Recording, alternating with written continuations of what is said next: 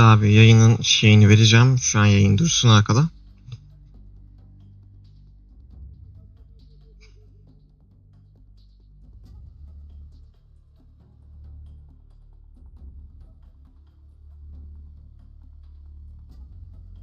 Şimdi abi yayının şeyini vereceğim. Bağlantıyı kopyala.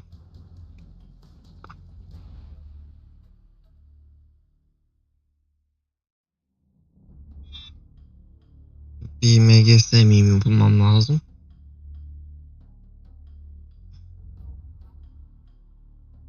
Bir adet MGS mimi vardı bende. Nerede var?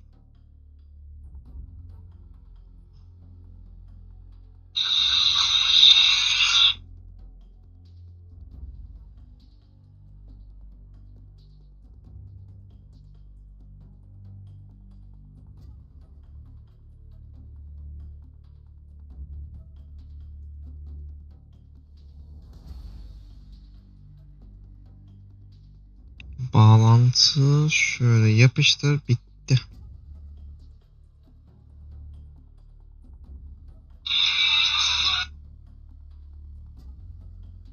Sonra bir de bunu gruplara atalım.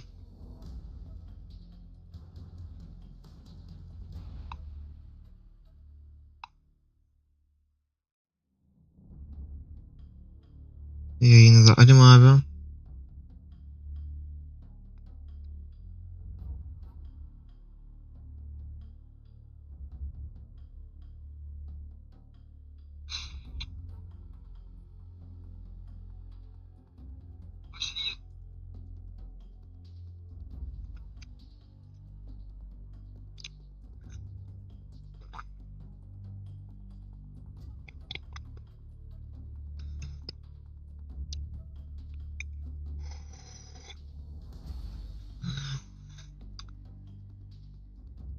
Nerede Metal Gear? Efendim anne. Tamam anne, iniyorum. Tamam anne.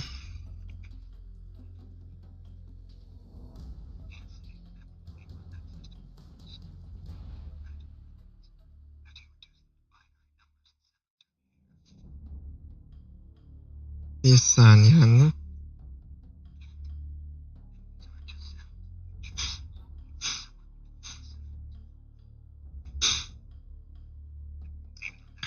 Bir saniye anne.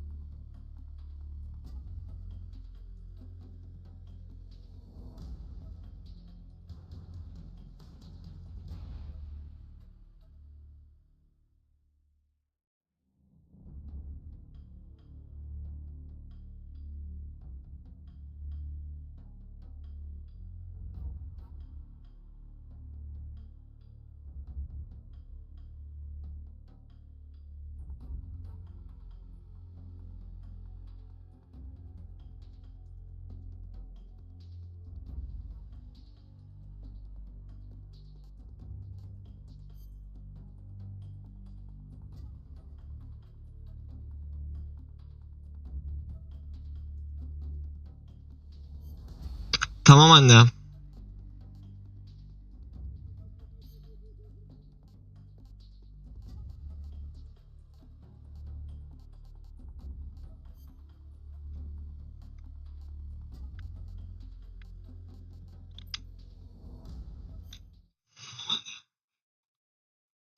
Yayın şeyini kısalım.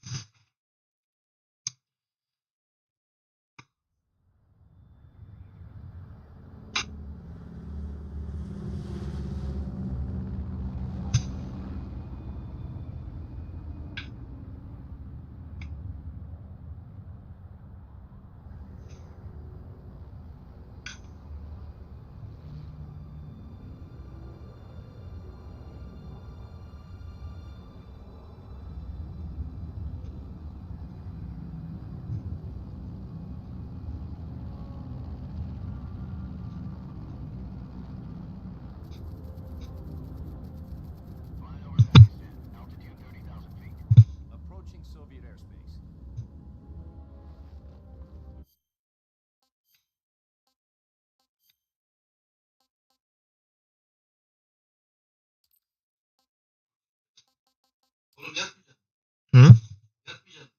Akşama kadar oynamadım. Sadece şu an yayın açtım diye. Zaten saat kaç şu an? Saat daha 1.05. Ben bir saat falan dur yatarım.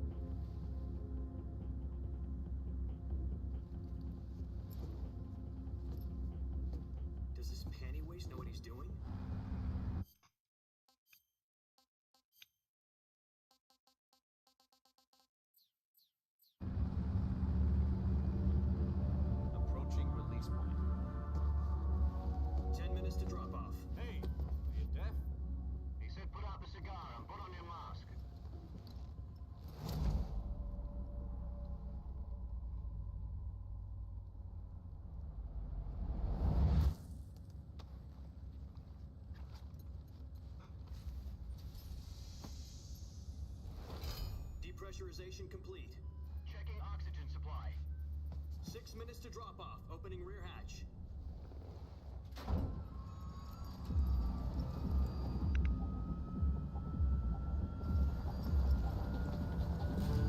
Sunrise.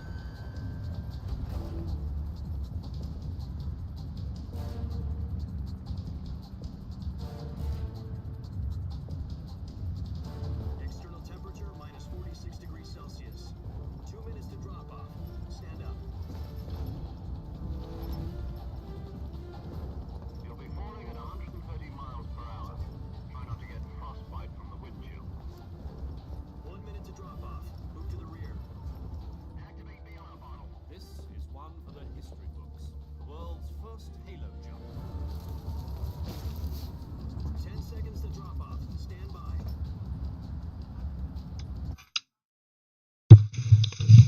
Çorbayı kaldırdın mı?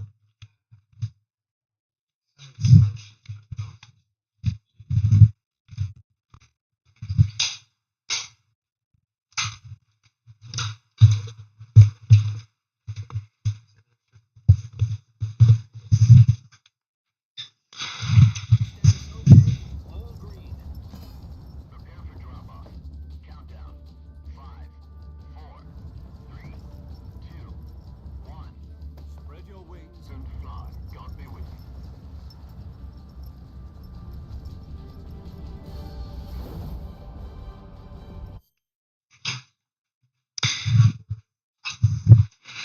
Sola.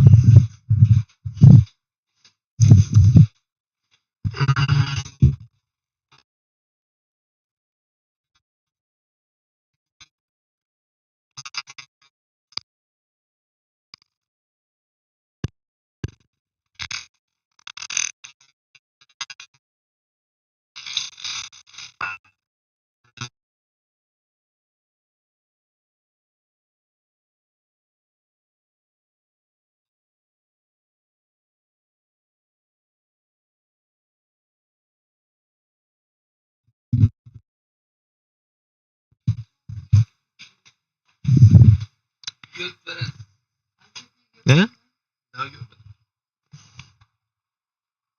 Başka bir şey istiyorsunuz mu? Şarjda. Daha şarjda olmadı. İçeride benim orada. Bana hediye getirdin mi arkadaşımız? Benim şu özel senin olsun. Lacoste. Neyim? Bak şu. Ha? Sevmemek değil ha, senin olsun. Hediye istiyorsun. Al sana hediye. Ben şeyden lambayı. Lambayı neler? Hı? Sana küçük gelmedi mi oğlum? Yo, giydim oldu. Oldu mu? Hediye istiyorsan al, zaten ceket de var. Dönüşümde kullanırsın.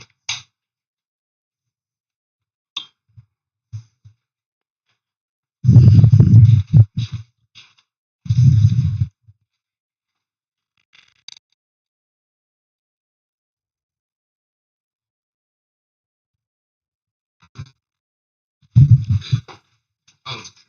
Şey.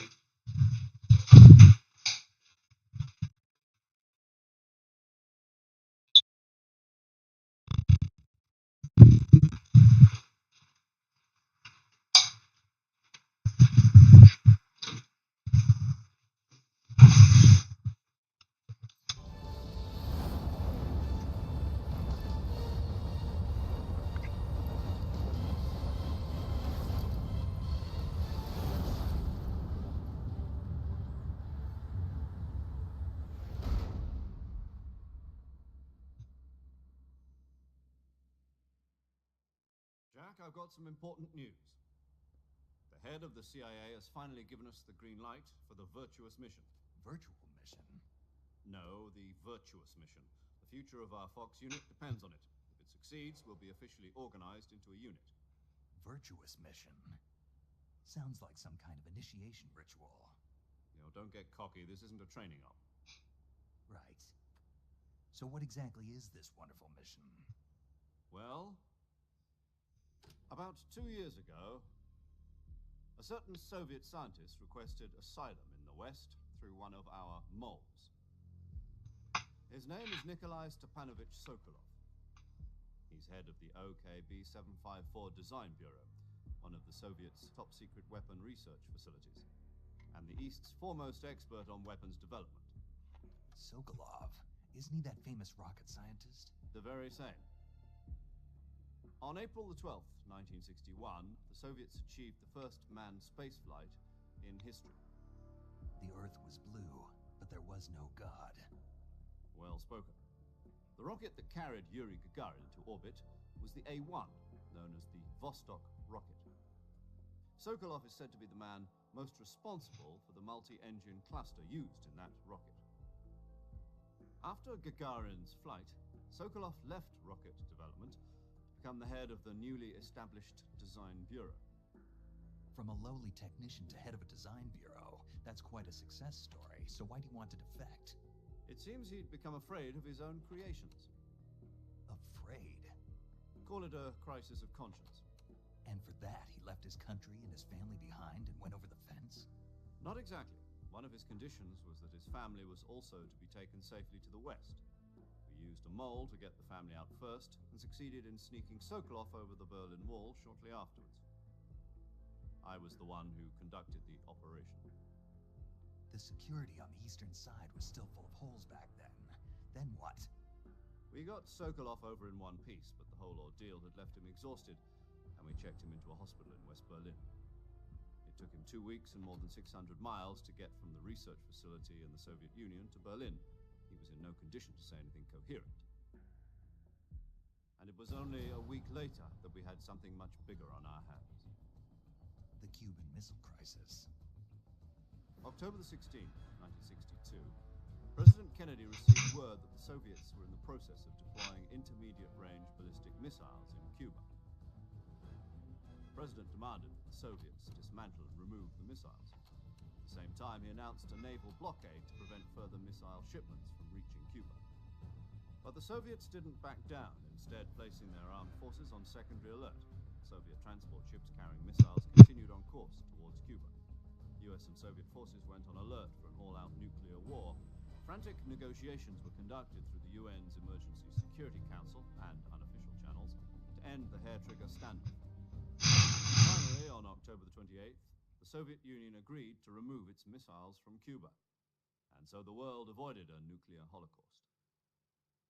But in order to get the Soviets to pull their missiles out, we had to make a deal. You mean the one where the US agreed to remove its IRBMs from Turkey? No. The Jupiter IRBMs deployed in Turkey were obsolete, and we were going to get rid of them anyway. They had no strategic value whatsoever to either the US or the Russians. The Turkey deal was a ruse, a cover story that was fed to the other intelligence agencies around the world. So what did the Russians really want? Sokolov. They wanted us to return Sokolov. You mean the Soviets pulled out of Cuba just to get their hands on Sokolov? That's right. What the hell was he working on? At the time, we had no idea. We were running out of time. It was either give up Sokolov or risk full-scale nuclear war. In the end, we had no choice. President Kennedy gave in to Khrushchev's demand. The next day, I got Sokolov out of the hospital, handing him over to agents on the eastern side. Sokolov kept on screaming, "Save me," until he disappeared from my sight. Then, a month ago, we received some new information from one of our moles. About Sokolov? Yes. He was taken back to the research facility and forced to continue working on the weapon in question under KGB supervision. What's more, it's on the verge of completion. So what kind of weapon is it? Something to do with space rockets? No, missiles. Same technology. I guess you're right. We don't know the details, but it appears to be a new kind of nuclear device. For half a year now, the Soviets have been conducting frequent nuclear tests at Semipalatinsk. Something to do with the weapon, I assume. We're talking about a secret weapon so big that Khrushchev was ready to pull out of Cuba to get it back. Is Sokolov still in the facility?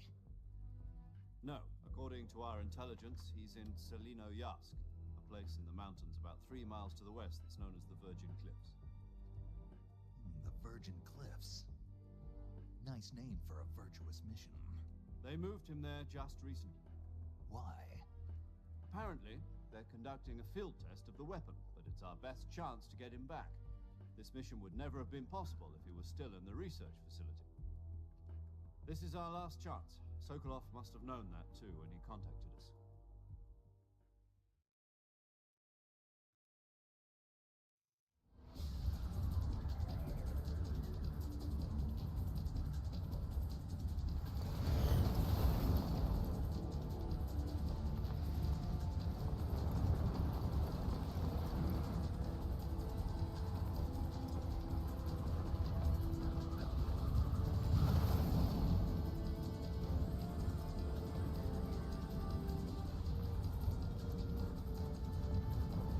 Listen up, Jack.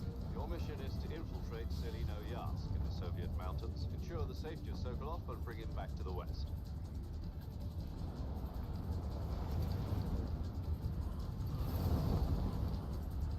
If we don't get Sokolov back before that weapon is complete, we'll be facing a major crisis. The clock is ticking.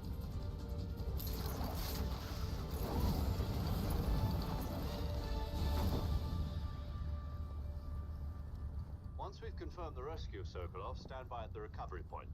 A recovery balloon will be dropped at that point. Helium will be pumped into the balloon to inflate it. The process takes about 20 minutes. Once it's complete, the gunship's arm will latch onto the balloon and pull it up. The Fulton surface-to-air recovery system. I'm familiar with the theory. Take it easy. It's been combat-proven. Do you think Sokolov is up to it? The shock will be less than during a parachute jump, and the arm can handle up to 500 pounds. So you're planning on going over the border in a single combat Talon? She's equipped with two 6-barrel 20mm Vulcan cannons, as well as two 40mm machine guns. Sounds like she could hold her own against a battalion of tanks. Even with the fuel in the reserve tank, we're facing a 4-hour time limit. If all goes well, it shouldn't take more than a few hours. Home in time for dinner. But if anything goes wrong, you'll be eating dinner, breakfast, and all the rest of your meals in the jungle.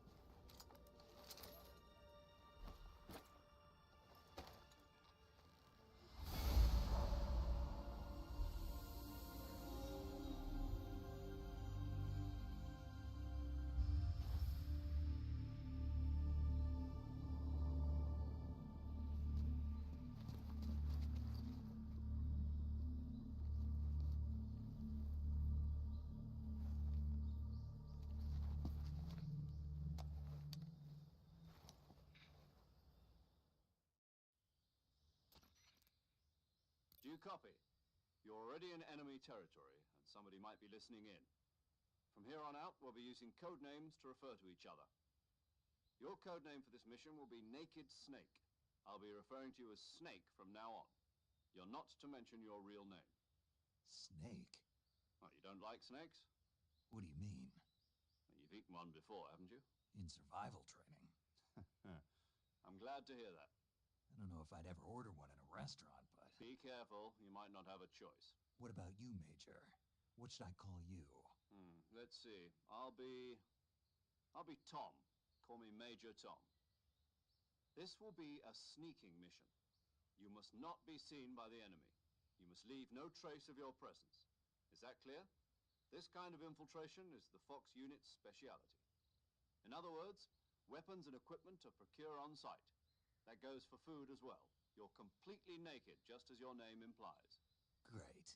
Now I see why you asked me if I like snakes. I suppose calling me Snake was your idea of a joke, too.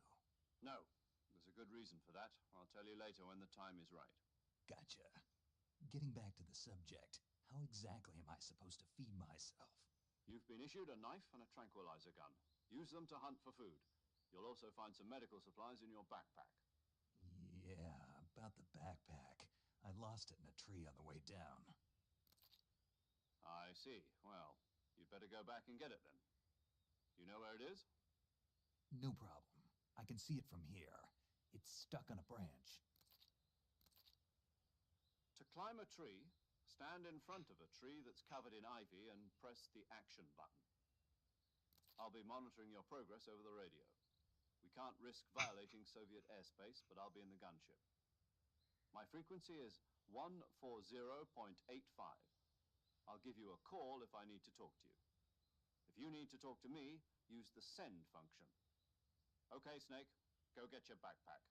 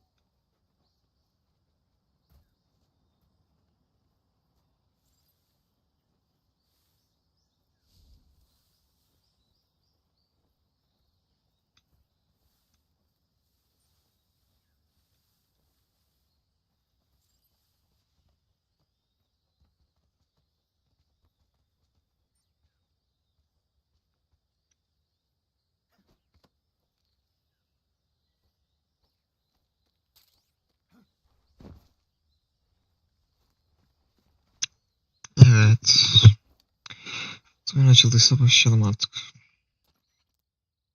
I see you've retrieved your backpack, Snake. To equip a weapon, it's necessary to take it out of your backpack. In the survival viewer, choose Weapon from the backpack. Your available weapons will be displayed in a list on the screen. From that list, choose the weapon you want to equip and press the Enter button. For other equipped items, just do the same thing from Item. Got it. Use the survival viewer backpack. Yep, that's right. Survival is fundamental to this mission. After you've been out in the field for a while, your stamina will start to drop. If your stamina gets too low, it'll affect your performance. You won't be able to shoot accurately, for example, and your wounds won't heal as smoothly. Keep an eye on your stamina so you don't run out. To recover lost stamina, you can hunt for local flora and fauna. You can use either your tranquilizer gun or your knife to hunt. My only weapon is a Mark 22 Hush Puppy tranquilizer gun? That's right. It's been fitted with its own suppressor. However, the suppressor will deteriorate every time you fire. Once its durability reaches 0, the noise suppression effect will be gone. So don't get too trigger happy with it. The suppressor's durability is shown in the icon. Any weapons and equipment beyond what you're carrying now, you'll have to find as you go. I have to find my own weapons and equipment? Whose crazy idea was this anyway? Solo covert actions are standard Fox operating procedure.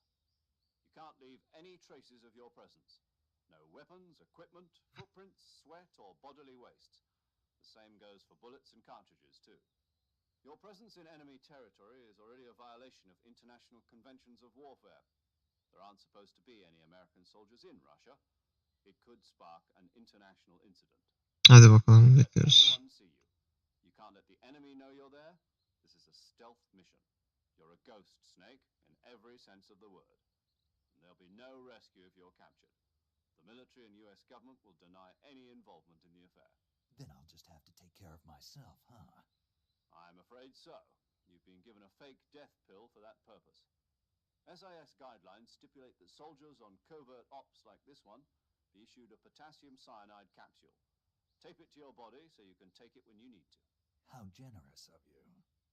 Use it if you're taken prisoner by the enemy.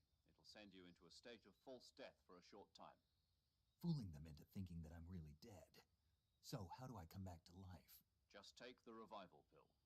You mean that thing they put in my tooth before the mission? That's the one. But be careful. If you remain in a state of false death for too long, nothing will be able to bring you back. Remember that. I'll keep it in mind. You said this was a solo mission, right? Right. I guess that means I can't count on any reinforcements. Correct. The mission rests entirely in your hands. A real one-man army. Relax. There's a support team ready to back you up over the radio. Who? I'll introduce them to you. This time, survival is of utmost importance. The first member of the support team will be in charge of monitoring your physical condition, acting as a medic, so to speak, as well as recording your mission data. She's a member of Fox as well, and she's here on the gunship with me. She. Hello, Snake. I'm paramedic. Nice to meet you. Paramedic. As in a medic who comes in by parachute. Aren't you going to tell me your real name? Are you going to tell me yours, Mr. Snake? My name, huh? It's John Doe. And they call you Jack for short. You're a regular Captain Nemo. A name means nothing on the battlefield. After a week, no one has a name. What's your name? Jane Doe. Very funny. I wasn't joking, but I'll tell you my name only if you manage to make it back alive. My frequency is 145.73. She's also in charge of recording your mission data. Whenever you want to save, send a message over the reserved save frequency, 140.96. So saving lets me record my mission data. That's right. It also records the state of your health. Good to know. There's one more person I want to introduce you to, Snake. Huh? Speaking of snakes, you remember the boss, don't you? A legendary soldier and your mentor. Actually, it was the boss that got the DCI's authorization in the first place. Kim var lan chatte? Konuşmuyor, etmiyor. Boss is? She also helped me plan this mission. She and I were at SAS together. Jack, is that you? How many years has it been? Boss? That's Boss. It's me. Talk to me. Let me hear your voice. It's been 5 years, 72 days, and 18 hours. You've lost weight. You can tell just by the sound of my voice. Of course I can. I know all about you. Really? Well, I don't know anything about you. What's that supposed to mean? Why'd you disappear on me all of a sudden? I was on a top secret mission.